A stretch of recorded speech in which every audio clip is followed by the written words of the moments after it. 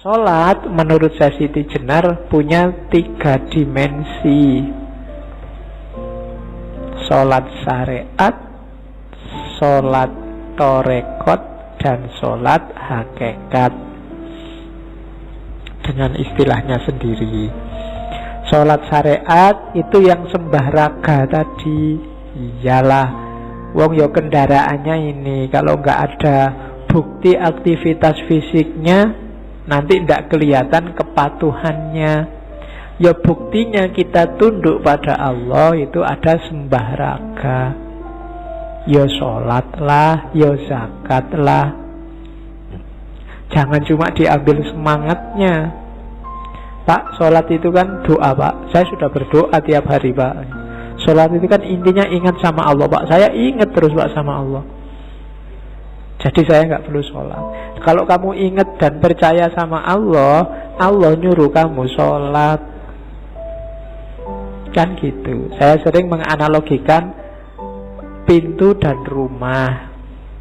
Kalau Allah yang ada di dalam rumah itu, terus Allah bilang, kalau ingin ketemu aku, lewatlah pintu depan itu. Ya, kalau ingin ketemu Allah, ya lewat aja pintu depan itu. Itulah syariatnya.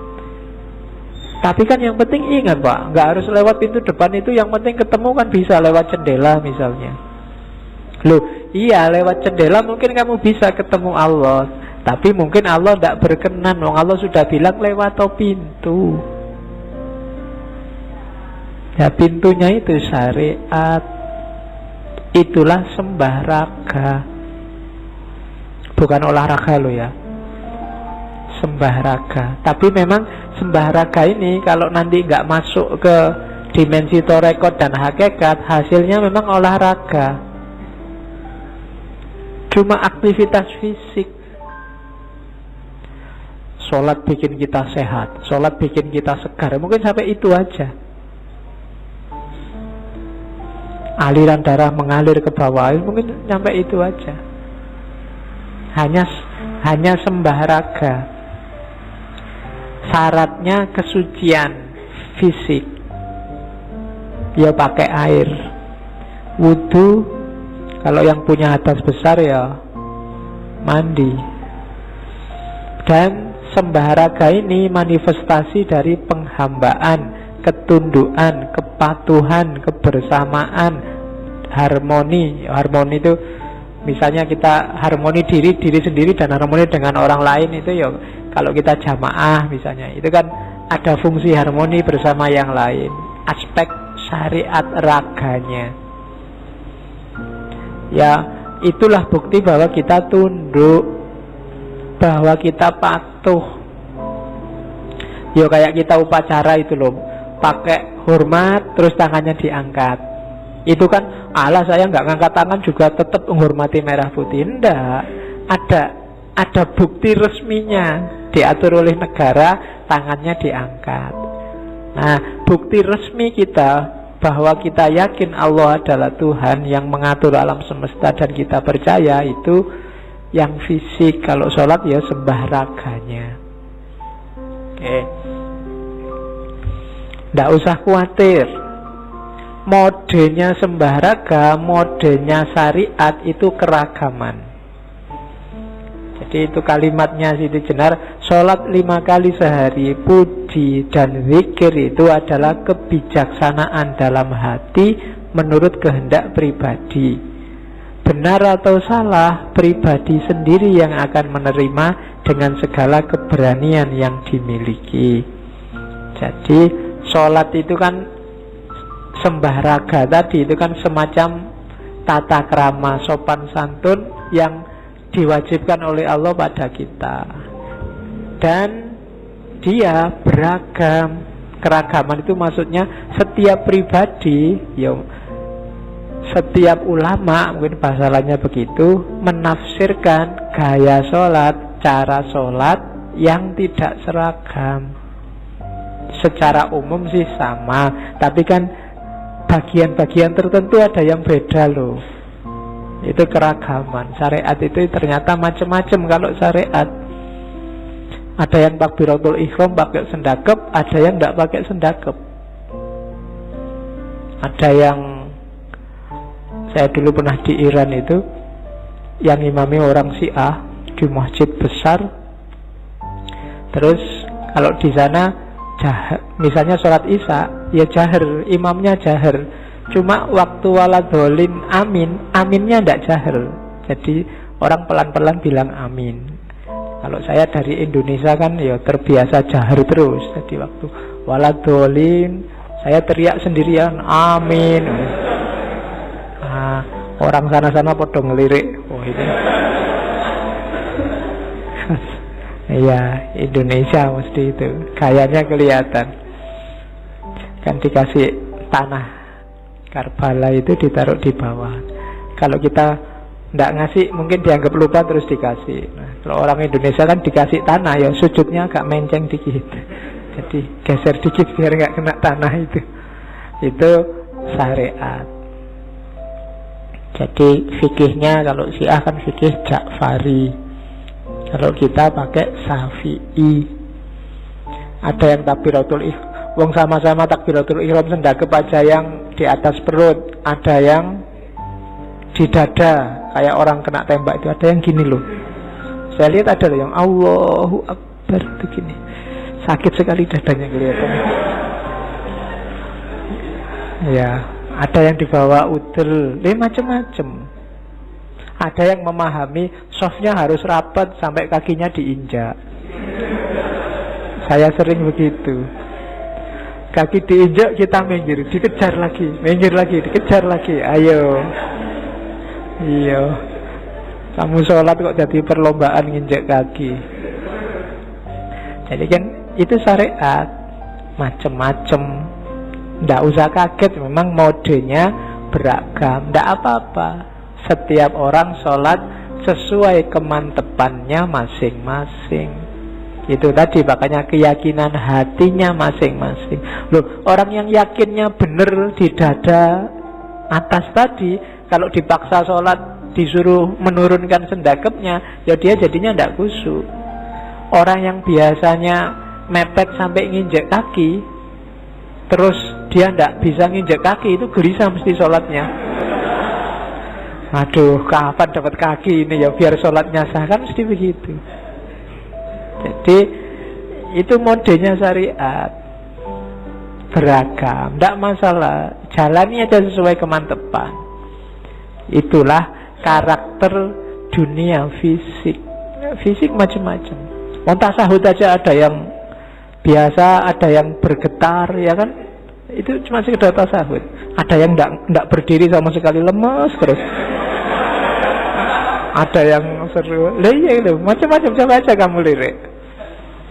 Jadi itu modenya orang sholat. Ya monggo, masing-masing mazhab punya aturan sendiri. Terus itu level sembah raga. Naik kelas dikit ada namanya sholat torekot atau sholat torek. Ada yang bilang torek itu bukan torekot, tapi dari kata-kata taroki. Taroki itu naik, lawannya tanazul. Tanazul itu turun.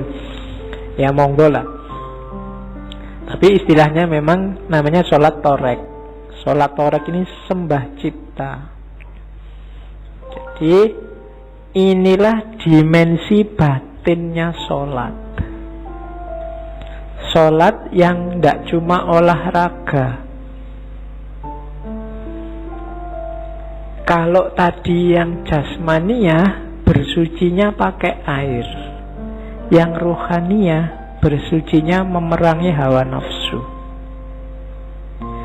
Kenapa banyak orang mengeluh susah sholat khusyuk? Karena belum bersuci.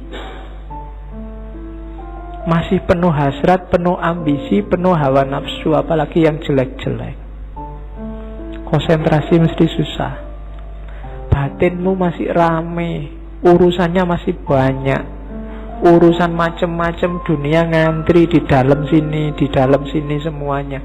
Susah sholat khusyuk. Lagi enak-enak sholat ini muncul semua satu demi satu. Saya pingin khusyuk, nggak pingin inget-inget ini, nggak pingin inget-inget ini. Ya, ketika nggak pingin itu muncul satu-satu.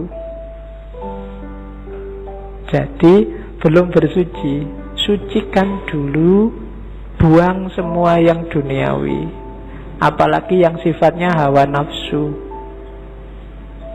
Saya lupa mendengar apa membaca di mana. Itulah antara lain makna gerakan takbiratul ihram yang mengangkat dua tangan sejajar pundak atau sejajar telinga. Itu semacam isyarat semua yang di luar hubungannya sama Allah minggir. Minggirlah. Begitu katanya. Itu simboliknya. Tapi yang jelas perangi dulu hawa nafsumu. Kalau batinmu masih rame, akalmu masih rame dengan hasrat, ambisi, nafsu, mbok kamu punya sertifikat sholat khusyuk 5, susah kamu, kan ada pelatihan sholat khusyuk itu. Iya, sholat khusyuk sekarang jadi pelatihan. Jadi ya susah khusyuk. Kenapa? Ada syarat bersucinya. Sebagaimana yang raga ada syarat bersucinya. Yang membantu sholat khusyuk adalah kalau kita paham yang kita baca dan kemudian kita jalankan dalam hidup yang sebenarnya apa yang kita baca. Itu pasti khusyuk. Kalau dalam iftitah misalnya kita membaca inna sholati wa nusuki wa mahyaya wa mamati lillahi rabbil alamin, sesungguhnya sholatku, ibadahku, hidup dan matiku hanya untuk Allah. Kalau ingin khusyuk beneran, hidupmu kayak gitu beneran. Kalau kamu baca Fatihah bismillah alhamdulillahi rabbil alamin, segala puji hanya bagi Allah, yang layak dipuji hanya Allah. Kita ini lemah, tidak ada kebaikannya apapun tanpa bantuan Allah, maka alhamdulillahirabbil alamin. Iyyaka na'budu wa iyyaka nasta'in.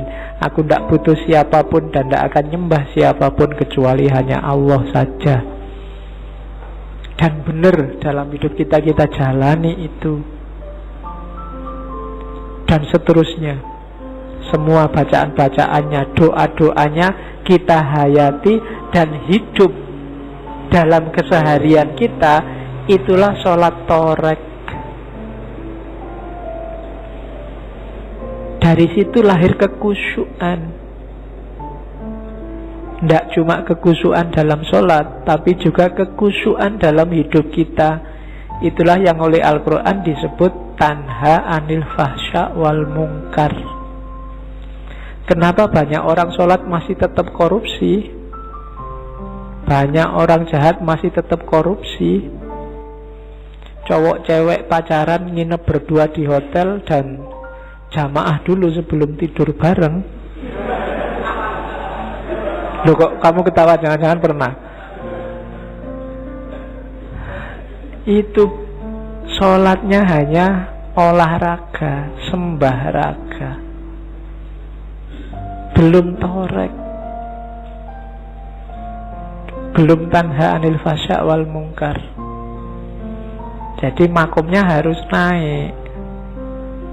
Sholat torekot.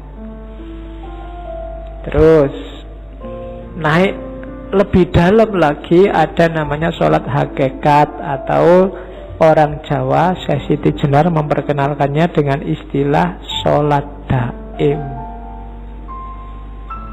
Sholat daim itu sembah rasa. Ini level selanjutnya dari sholat torek. Kalau tadi sholat torek itu membersihkan diri.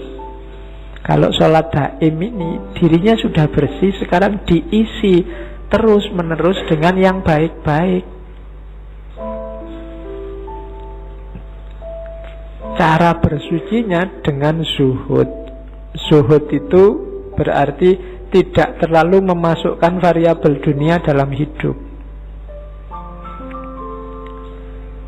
Jadi orang yang masuk ke level sholat daim itu khusyuknya nggak cuma di sholat, tapi dalam hidup sehari-hari. Itu ada penjelasan. Orang Jawa menyebut apa? Khusyuk itu sinonim dengan kata-kata lerem.